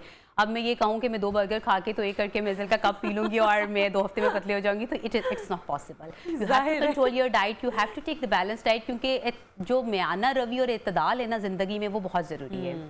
अगर आप किसी भी चीज़ की एक्सेस है ना, वो बुरी है। ऐसा ही है, ठीक है ना। तो चाहे ऑर्गेनिक प्रोडक्ट्स भी हैं, आपने एक हद तक लेनी है ना, मतलब कि जैसे अगर रिकमेंडेशन है you have to take 2 cups in a day, तो you have to take 2 cups in a day. अब मैं कहूँ कि जी मैं 2 ग्लास पी लेती हूँ तो it's not good for you. मतलब मैं फौरन पतली हो जाऊँ? हाँ फौरन पतली फिर भी नहीं होंगी 2 बर्गर जब तक खाना नहीं। एक तो अपनी डाइट को जो है वो बैलेंस कीजिए कि हेल्दी डाइट लीजिए, फ्रूट्स वेजिटेबल्स इनका इस्तेमाल ज़्यादा कीजिए, और पानी का इस्तेमाल ज़्यादा कीजिए। और उसके साथ ये, और जो लड़के हैं वो भी इसको इक्वली यूज़ कर सकते हैं। मतलब तमाम इस पे जो लिखा हुआ है, जो इंस्ट्रक्शंस हैं वो लिखी हुई हैं कि आपने किस तरह इसको यूज़ करना है, वो फॉलो करना है। अच्छा, एक तो ये वेट का मसला आ गया। एक मसला होता है कि जब ख़वातीन प्रेग्नेंट होती हैं उसके बाद वेट बहुत ज़्यादा बढ़ जाता है, और जब वो बेबी हो जाता है तो वो अक्सर ख़वातीन का वेट नहीं वापस आता, उसमें बहुत टाइम लगता है। इसके लिए क्या अर्केमेज़ल यूज़ करें?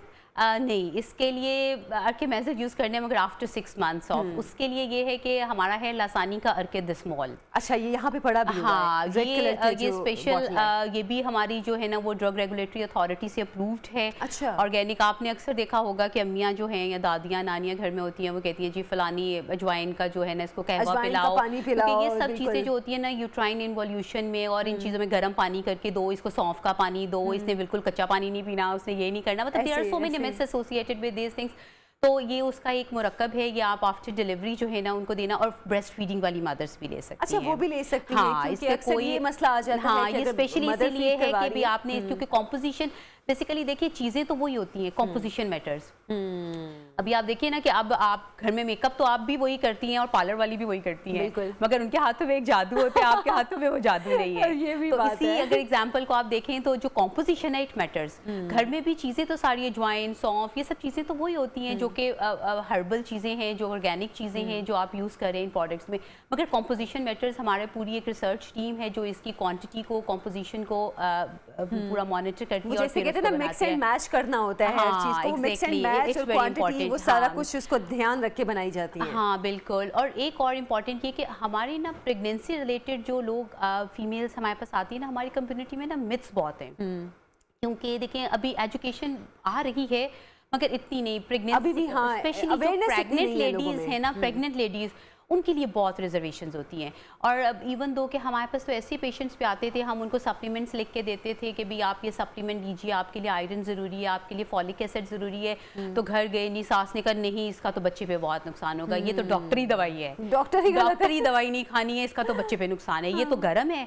एक ये भी बहुत गर्म ठंडा जो है ना। अच्छा हाँ, ये तासीर का बहुत बड़ा मसला है ना कि इसकी तासीर गर्म है और इसकी तासीर ठंडी है। बिल्कुल, तासीर गर्म ठंडी होती होगी, मगर मैं तो हमेशा ये कहती हूँ कि देखिए जी अल्लाह ताला ने जो चीज़ बनाई है वो सोच समझ के बनाई है। बिल्कुल, अल्लाह को पता है, अल्लाह ताला को पता है। अगर ऐसा ही होता कि इसकी तासीर गर्म है तो अल्लाह ताला ने हर चीज़ कुरान में खोल के बता दी। हज़रत सल्लल्लाहु अलैहि वसल्लम ने अपने हर सीरत नबवी में हर चीज़ का खोल के बता दिया कि भाई इसका ये है, इसका ये, तो फिर वो बता के हमें जाते हैं कि भाई इसकी तासीर ठंडी है, यानी अल्लाह ताला की हर चीज़ में शिफा है। देखिए शहद में शिफा शिफा है, खजूर में शिफा है। हमारे देखिए ना बहुत से लोग जैसे मैं अपने पेशेंट्स को कहती हूँ कि जो खजूर है ना उसमें जितना आयरन है ना वो किसी चीज़ में नहीं। आप 4 खजूर 1 गिलास दूध के साथ रोज़ लीजिए, वो आपका आयरन ऐसे बूस्ट अप करती है, आपका एनर्जी लेवल इतना हाई होता है। तो जो चीज़ हमें अल्लाह ताला ने हुज़ूर सल्लम की सीरत से हमें पता चलती है, हमें वो चीज़ सबसे पहले प्रेफर करनी चाहिए। बिल्कुल। मगर हमारे वो एसोसिएट होते हैं ना, तुम खजूर नहीं खानी है गरम में, हाँ। तो नहीं खाना है गरम में। और दूसरा ये कि डॉक्टरी दवाई से लोग बड़े रिपेलेंट होते हैं ड्यूरिंग द प्रेगनेंसी।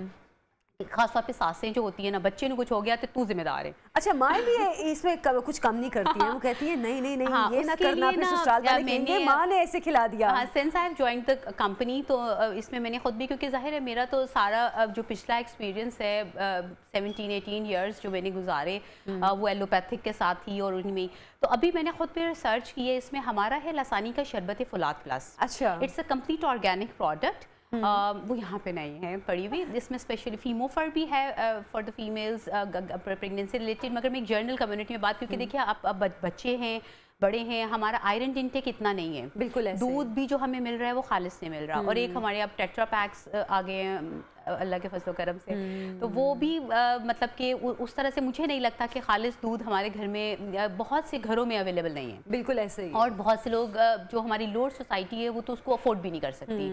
तो एक उसके लिए जो एक चीज़ जिसको कहती है ना, 4 खजूर के साथ 1 गिलास दूध पीना रोज़। अगर आप कहें कि भी मेरे 4 बच्चे हैं और उनको मैं 2-2 खजूर और 1-1 गिलास दूध दूंगी, तो वो भी इकोनॉमिकली आपको थोड़ा सा देखना पड़ता है, क्योंकि अब तो खजूरें इतनी महंगी मिलती है। चीज़ तो हर कोई महंगी तो बहुत मुश्किल है, लेकिन एक ऐसी रेमेडी है, it's an organic remedy for the whole family, even for the pregnant ladies as well, जिसमें जो है आप उसकी डोज को देखते हुए अपने बच्चों को दीजिए, क्योंकि बच्चे आयरन की कमी की वजह से आपको पता है चिड़चिड़े होना और बहुत स्लो लेजी होना। फिर आप प्रेग्नेंट लेडीज़ में देखते हैं कि अगर उनका आप आयरन HB को बिल्ड नहीं करते हैं, प्रेगनेंसी में आयरन लेवल स्लो होते हैं, डिलीवरी की complications during the pregnancy and even after, दो आपने ब्रेस्ट फीड करा रहे हैं, जब आपके अंदर ही डेफिशिएंसीज हैं एलिमेंट्स की, तो आपने अपने बच्चे को क्या ट्रांसफ़र करना है। अच्छा डॉक्टर साहब, अभी जो आप आयरन सिरप के हवाले से बात कर रही हैं, अक्सर लोगों का ये कॉन्सेप्ट होता है कि इससे वेट बढ़ता है। नहीं, ये देखिए बॉडी के वेट तो मेरा इसलिए बढ़ रहा होता है कि मैं खा रही होती हूँ, और ख़ासतौर पे ये जो उठते बैठते थोड़ा वाला होते हैं ना, ये मील्स जो है ना, ये आपका वेट जो है ना वो इंक्रीज़ करते हैं। टेक प्रॉपर ब्रेकफास्ट, देन अ स्नैक एट 11 और अपना लंच कीजिए प्रॉपर, और ट्राई कीजिए कि अपना डिनर अर्ली लें। सही। और ये जो सिरप बच्चों के लिए आप कह रही हैं कि उनके लिए भी इफेक्टिव है, मतलब अगर कोई छोटे बच्चे वो खाना नहीं खाते, हम देखते हैं वो भागते हैं खाने से और माएँ उनके पीछे भागती हैं खिलाने के लिए। और अभी तो माएँ भी शायद इतनी बिजी हो गई कि उनके भागने का भी टाइम शायद उनके पास नहीं होता। तो इट्स वेरी इफेक्टिव कि जी आप उनको half teaspoon, depending upon the age and उनका वेट बच्चे का, क्योंकि हो सकता है कोई बच्चा 5 साल की उम्र में भी जो है ना वो 25 किलो का हो, और कोई बच्चा जो है वो 5 साल की उम्र में 9 किलो का हो, तो यू हैव टू सी कि भी मैंने कितना देना है। और सबसे इम्पॉर्टेंट ये होता है कि जो आयरन सप्लीमेंट्स होते हैं most of the times they cause diarrhoea, तो इससे ये जो आपके इंटेस्टाइनल अपसेट्स होते हैं ना वो नहीं होते। अच्छा, यानी कि बहुत से लोगों को ये प्रॉब्लम हो जाती है जी कि मैंने आयरन लिया, मदर ने कहा जी मैंने अपने बच्चे को आयरन स्टार्ट कराया तो उसको तो डायरिया हो गया हाँ, और वंस इन कुछ लोगों को कॉन्स्टिपेशन, मगर constipation is very rare with most of the time ये डायरिया ही होता है। और इस पर हमने रिसर्च की है कि इससे HP लेवल बहुत जल्दी बूस्टअप होता है, विद इन अ मंथ जो है ना आपका HP जो है वो 1 to 2 पॉइंट्स राइज कर जाता है।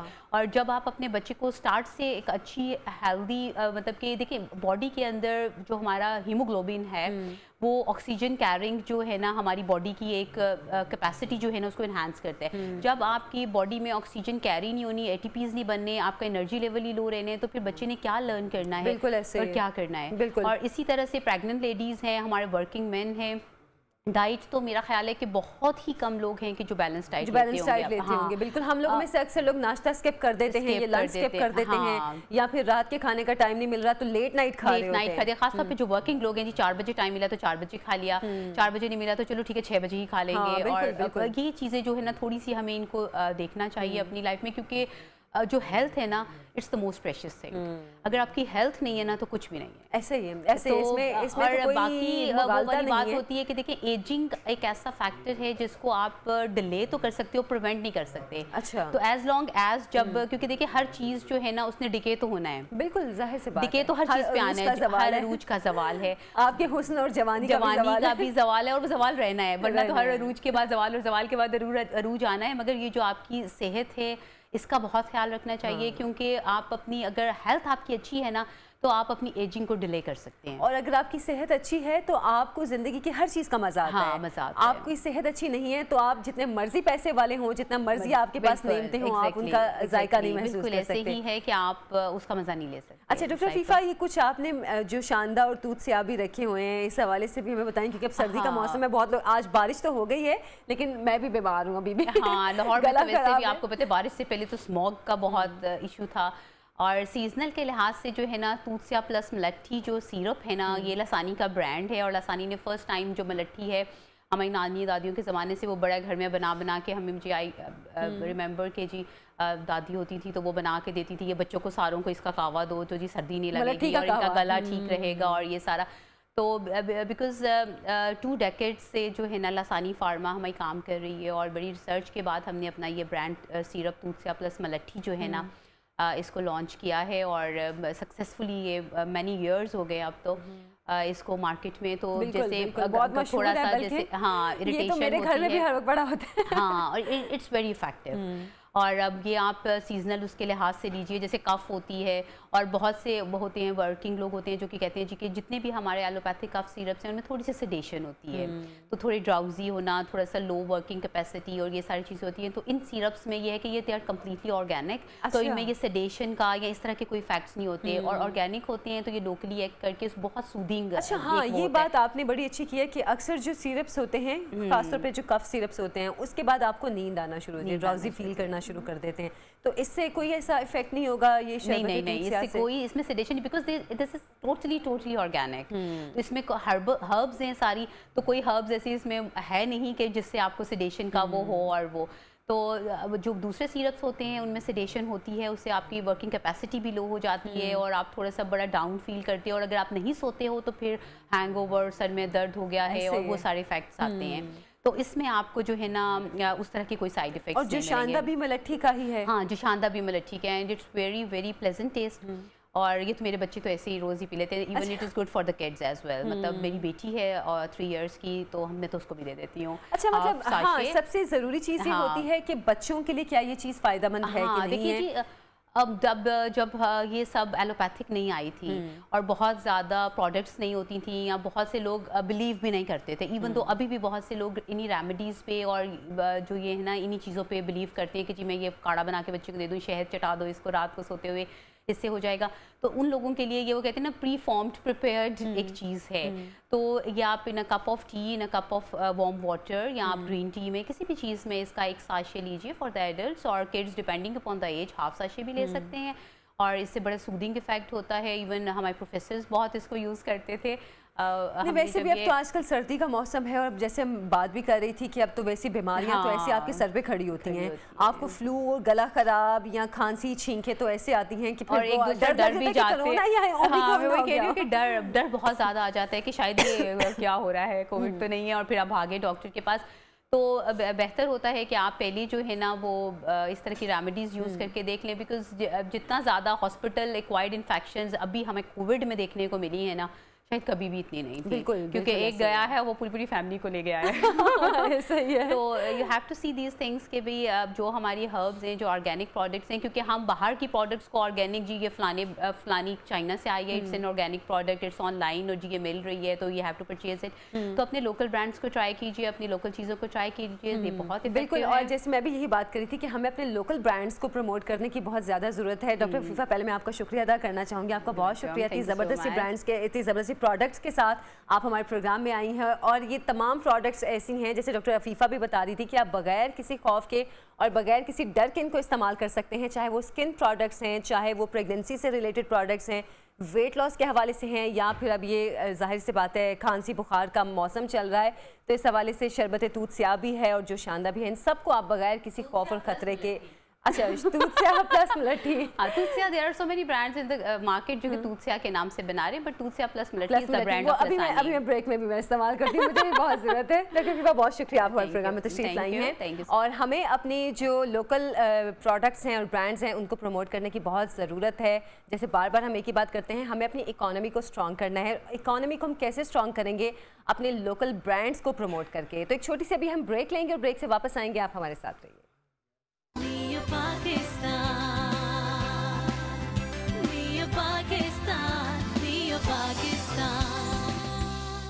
Welcome back. रूह अफ़ज़ा की किचन से आपको खुशामदीद कहते हैं और आज किचन में हम पका रहे हैं कुछ ज़बरदस्त सा। अनम, सबसे पहले आपको प्रोग्राम में खुशामदीद। क्या बना रही हैं? आयशा कैसी है? ठीक हो आयशा, आज हम रूह अफ़ज़ा की किचन में बना रहे हैं लाहौरी चने। आपको पता है कि लाहौरी चने बड़े ही फेमस चने। मेरी आवाज़ से मुझे माफ़ी दे दीजिएगा, अभी तक नहीं ठीक हुई। ये आपके जरासीम थे जो यहाँ तक आए। बिल्कुल, मुझे भी यही लग रहा है कि मेरे जरासीम है वो जो आप पे शरबत दूध से आया ना, मलट्ठी वाला, मलट्ठी वाला हम दोनों पियेंगे आफ्टर द शो। अच्छा जी, जो रूह अफ़ज़ा के किचन के अंदर आज हम लाहौरी चने बना रहे हैं, जैसे कि मैंने आपको बताया बड़े ही आसान तरीके है। मैं अभी आयशा आप तो हमें यही बात कह रही थी कि ये आपने इतनी जल्दी बना भी लिए, तो मैं उनको यही बात बता रही थी। बहुत अच्छी है, मतलब ऑनेस्टली मैं देख के मुझे लगा था जैसे बाजारी चने होते हैं। बिल्कुल कि मैंने इनको ये बताया कि मैंने इसको बिल्कुल स्क्रैच से शुरू किया, मतलब बिल्कुल ज़ीरो से इसको शुरू किया। आपको पता है कि वक्त और हालात इतना फास्ट हो गया है कि हमारे पास जो है अब चीज़ें उस तरह से मौजूद होती हैं। हाँ। जैसे कि घर में अगर मैं ये चने बनाती तो मैं ओवरनाइट चनों को सोक करती और उनको फिर बॉईल करती, उसके बाद फिर मैं बनाती, तो वो थोड़ा सा प्रोसीजर थोड़ा लंबा हो जाता है। तो अभी जो है मैंने क्या किया है, मैंने टिन वाले चने जो होते हैं बॉइल्ड होते हैं वो लिए हैं। अच्छा, अगर जब आप घर में ये वाले लाहौरी चने बनाएं तो एक चीज़ वो बहुत इंपॉर्टेंट है, वो ये है कि आपने जो छोटे वाले चने होते हैं जिनको कहा जाता है देसी चने, वो वाले लेने हैं। उनको आप ओवरनाइट सोक कर लें, उसके बाद उसके अंदर नमक डालकर उसको उबाल लें। देसी चने कौन से होते हैं? छोटे वाले जो होते हैं, और जो दूसरे वाले होते हैं वो थोड़े बड़े साइज में होते हैं। अच्छा, वो जो बड़े साइज के चने होते हैं ना, उनका ना वो टेस्ट नहीं आता, वो मज़ा नहीं निकल कर आता उनका। तो इसलिए जो है देसी चनों के साथ जो है वो बड़ा अच्छा बड़ा जबरदस्त थिक सा इसके टेक्सचर है। बिल्कुल वही इसकी रेसिपी ही बताने लगी।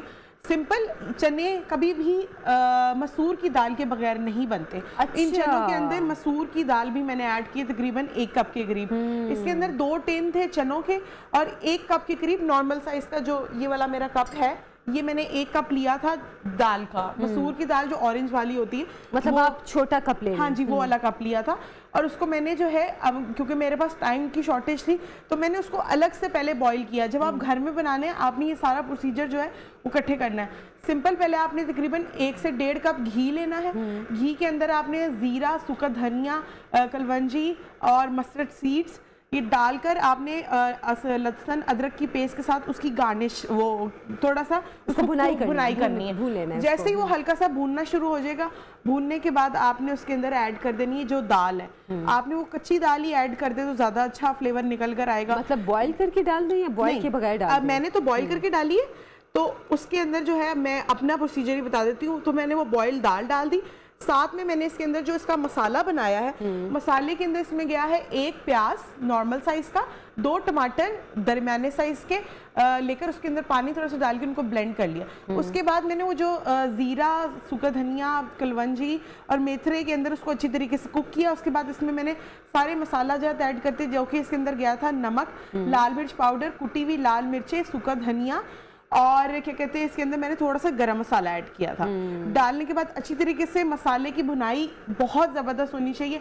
यही मेन इंपॉर्टेंट रोल होता है चनों का फ्लेवर एनहेंस करने का। उसके बाद जो है मैंने उसके अंदर दाल डाली, दाल डाल के उसको फिर थोड़ी देर कुक किया। उसके बाद वो जो 2 टिन चनों के थे वो मैंने डाल दिए और साथ में मैंने पानी डालकर उसको पकने के लिए छोड़ दिया। अच्छा, जब वो पकने के लिए छोड़ा तो तब काफी वो वाटरी था। और अब आप ये टेक्सचर प्लेट से भी देख सकते हैं। वो जैसे कल भी हम बात कर रहे थे एक जगह पे कि जो जब आपका ये बिल्कुल टेक्सचर ऐसा हो जाए कि आप उसको ड्रॉप डालें और वो बिल्कुल नीचे जाकर रुक जाए, तो वो अब आप ये देखिए मतलब कि इसके अंदर जो है चने भी नजर आ रहे हैं और साथ में ग्रेवी भी है। तो ये जो है बेसिकली टेक्सचर होना चाहिए। अच्छा, ये तकरीबन जो है ऑलमोस्ट रेडी है। अब हम इसके अंदर क्या करेंगे, ऐड थोड़ा सा जो है मैं इसमें गरम मसाला ऐड करूंगी। पहले ये गरम मसाला जाएगा इसके अंदर, अच्छा, ज़्यादा गरम मसाला की क्वांटिटी इसलिए नहीं डालनी कि वो जो है आपके चनों का रंग खराब कर देगा। हाँ, बिल्कुल रंग काला काला कर देगा। उसके बाद हाफ जो है हरी मिर्ची, आप इसका तड़का रेडी करेंगे। अच्छा, तकरीबन ऑयल में, हाँ जी, हरी मिर्ची डालेंगे। इसके अंदर जीरा है, क्या कहते हैं, सूखा धनिया और लाल मिर्चें सिर्फ रंग के लिए। ये डालकर इसका तड़का जो है अच्छा सा हम रेडी कर लेंगे। अच्छा, जीरा है, लाल मिर्च है और सुर्ख मिर्च है और साथ में हरी मिर्च है। बिल्कुल, ये डालकर इसका हल्का सा जैसे ही हरी मिर्चों को कलर आता है तो हम इसके अंदर चनों के अंदर डाल देंगे और थोड़ी सी जो हरी मिर्चें हैं वो हम ऊपर से इसको गार्निश में ऐड करेंगे। अच्छा, ये एक इकलौती आपको हरी मिर्च नजर आ रही है, ये हमारे जो प्रोड्यूसर हैं वो डाल के गए थे मेरे सालन के अंदर। उनको बहुत शौक है जब भी मैं कुछ बना रही हूं हरी मिर्च बीच में डालने का या कुछ डाल के चले जाते हैं। ये है हरी मिर्च, ये एक वो इकलौती हरी मिर्च है। तो ये जो है इसका तड़का अच्छा जाएगा इसके अंदर। अब आप ये देखिए कि चनों का कितना जबरदस्त सा कलर आ गया है और इसको जो है सर्व करें। बिल्कुल बाजारी लुक है, जैसे बाजार के आप मजे से चने खाते हैं, वो तिलों वाले कुलचे के साथ, कुलचे खाएं, पराठे के साथ खाएं, खमीरी रोटी के साथ खाएं, अब आपकी अपनी चॉइस है। अच्छा, एक और इसकी बड़ी निशानी है, आपको यहाँ से भी आइडिया हो जाता है कि स्प्लैशेस आना स्टार्ट हो जाते हैं चनों के अंदर से। अच्छा, इसी पोजीशन के अंदर आप इसके अंदर अंडे भी ऐड कर सकते हैं अगर आप चाहें। बॉइल्ड एग्स भी ऐड कर सकते हैं अगर आप चाहें तो। इनके अंदर जो है चिकन का कोरमा बना के भी ऐड कर सकते हैं और आप इसके अंदर वो भी ऐड कर सकते हैं, कोफ्ते भी ऐड कर सकते हैं। अच्छा, जबरदस्त। अच्छा, इसमें आपने कलौंजी भी डाली हुई है? जी, मैं इसमें इसकी कलौंजी भी डाली। अच्छा, कलौंजी से मुझे लगता है कि चनों का फ्लेवर जो है वो बहुत अच्छा आता है और उसकी लुक भी, उसकी लुक भी बहुत अच्छी होती है। और वैसे भी कलौंजी सुन्नत है, तो आप उसको अपने वैसे भी खानों में इस्तेमाल कर सकते हैं कलौंजी को। तो वो तो वैसे ही फायदा है, नुकसान तो उसका कोई भी नहीं है। बल्कि अब तो कलौंजी वाले नान और कुलचे भी आ गए हैं, तो लोग इतने शौक से खाते हैं। हाँ, तो कलौंजी का तो वैसे ही फायदा है, आप जिस चीज़ में मर्जी डालें, किसी चाहे आप कौरमियाँ बना रहे हैं कौरमे में डालें, आपने चने जैसे अनम ने बनाए हैं तो चनों में भी कलौंजी से खूबसूरत लुक आ रही है। रोगनी नान जरा बड़े जबरदस्त लगते हैं, लेकिन ये आपके मतलब ये वो चने हैं जो आप पूड़ी के साथ भी खा सकते हैं। मतलब जरूरी नहीं कि आपने सिर्फ नान और उसके साथ खाना है, आपके पास पूड़ी का भी ऑप्शन है। अच्छा, इनकी खुशबू इतनी अच्छी है और मेरा ख्याल है जो बेसिक खुशबू जो आ रही है वो जो नहीं कलौंजी के अलावा हरी मिर्च की देखें उसकी, देखिए कितनी अलग सी खुशबू है उसकी। नीट कर लेती हूँ। तो ये हमारे जो चने हैं रेडी हो गए हैं। हाँ बिल्कुल ना, अभी थोड़ा इजी, वो आपका हाथ ना जल जाए। हाँ। ये ले जी, जबरदस्त। और तड़के से देखिए उसकी लुक कितनी अच्छी आई है। हमारे खासतौर पे जो पंजाब के लोगों को तरी वाले खाने का शौक है, भाई जी बड़ा शौक होता है। मुझे तो लगता है वो खाना जिसके अंदर तरी ना, उसका मजा नहीं आता। मजा नहीं आता। वो और वो लड़की जिसको आलू गोश्त नहीं बनाना आता हो, अच्छा वो बिल्कुल ही नाअहल कर दे। वो नाअहल हुक्मरान है, वो नाअहल हुक्मरान। अब आप देखें कि इन चनों के अंदर जो है ऑयल हमने डाला है, मैंने 1.5 कप तकरीबन जो है चनों के अंदर डाला था। तकरीबन आधा कप के करीब जो है मैंने घी वो ऊपर से उसमें भी डाला है, क्या कहते हैं, तड़के में भी। लेकिन फिर भी उसके बावजूद भी कोई एक्स्ट्रा जो है घी ऊपर नहीं एक्स्ट्रा नहीं है, मतलब एक हल्का सा वो एक लेयर है ऊपर, लेकिन एक्स्ट्रा नहीं है। अच्छा अनम, आलू गोश्त की आपने बात की, किसी ने आपसे आलू गोश्त बनवाती? हाँ, डन आलू गोश्त बनाएंगे और वो सही तरी वाला आलू गोश्त बनाएंगे। मुझे आज भी याद है कि मैं किसी जगह पे शो कर रही थी तो मेरी होस्ट ने मुझे कहा था अगर आज तुमने आलू गोश्त अच्छा ना बनाया तो कल से हम तुम्हें शो में नहीं बुलाएंगे। अच्छा, इतनी ज्यादा मतलब प्रेशर था मेरे पे आलू गोश्त बनाने का। तो वो भी आलू गोश्त कैसा बना? बहुत अच्छा बना। चले जल्दी से वो कह रहे रेसिपी भी दोबारा बता दें ताकि ये अच्छी सी बाजारी किस्म के चनों की रेसिपी लोगों को फिर पता चले। सिंपल तकरीबन 1.5 कप के करीब घी था, उसमें जीरा, सूखा धनिया, कलवंजी और मेथरे डालकर उसको थोड़ा सा कड़कड़ा लिया। उसके बाद अदरक लहसुन पेस्ट डाल दी। वो डालने के बाद क्या कहते हैं प्याज और टमाटर को ब्लेंड करके वो डाले इसके अंदर। उसके बाद सारे मसाला जात ऐड कर लिए, फिर दाल जो मैंने बॉईल करके वो इसमें डाल दी। उसके बाद उसको थोड़ी देर कुक किया, फिर चने ऐड कर दिए, पानी ऐड करके पकने के लिए छोड़ दिया। जब पानी ड्राई हो गया, थिक हो गए चने, ऊपर से तड़का रेडी किया। घी था उसमें, जीरा था उसमें, सूखा धनिया था, लाल मिर्च था और उसमें हरी मिर्च थी और उसके बाद उसका तड़का लगा के। चले जी, जबरदस्ती हमारी आज की डिश भी तैयार है जो कि हम प्रोग्राम के बाद खाएंगे, ठीक है ना? और प्रोग्राम से हमें दीजिए इजाजत, वक्त खत्म हुआ, कल होगी आपसे मुलाकात। अल्लाह हाफिज़।